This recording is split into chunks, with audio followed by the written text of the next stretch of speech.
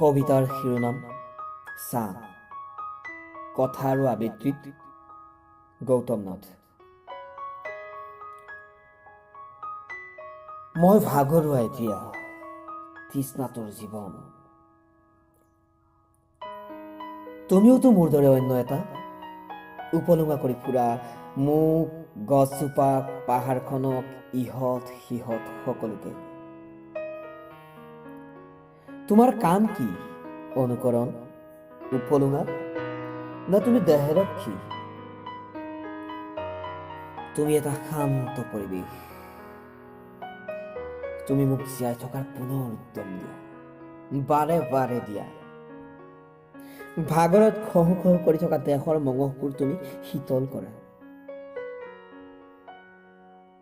তুমি বশ কৰিব পাৰা সিহঁতক। মনটোক তুমি তোমাৰ দৰে শান্ত কৰি তুলিব পাৰা।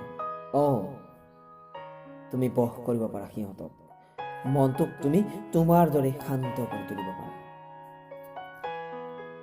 এইখিনিতেই তুমি মহান হৈ গলা। বাহ বাহ বাহ, এইখিনিতেই তুমি মহান হৈ গলা। অন্ধকাৰ কোঠালিত তুমি কলৈ যোৱা? অমাৱস্যাৰ নিশাৰ নিজান বাটত তুমি কলৈ যোৱা?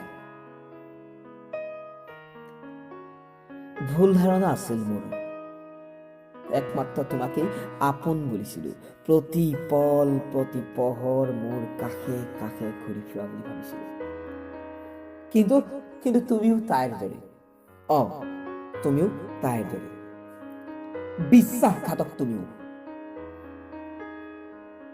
যেতিয়ালৈকে সন্মুখত পোহৰ থাকে তেতিয়ালৈকে কাষে কাষে, আৰু আন্ধাৰ দেখাৰ লগে লগেই কাষৰ পৰা আঁতৰি পাহাৰৰ ওখ চাঙৰ কোনোবা গুহাৰ মাজত একুৰা জুইৰ কাষত সুৰক্ষিত হৈ থকা কোনোবাজনৰ সংগী হোৱাগৈ মুহূৰ্ততে।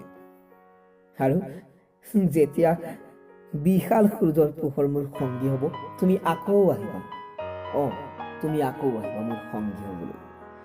মুকলি ঠাইত, মুকলি বাটত অগা-দেৱা কৰিবলৈ। কেতিয়াবা আগত, কেতিয়াবা পাছত, আৰু কেতিয়াবা কাষে কাষে ঘূৰিবলৈ। তুমিও তাইৰ দৰে। তুমিও তাইৰ দৰে বিশ্বাসঘাতক। তুমিও বিশ্বাসঘাতক।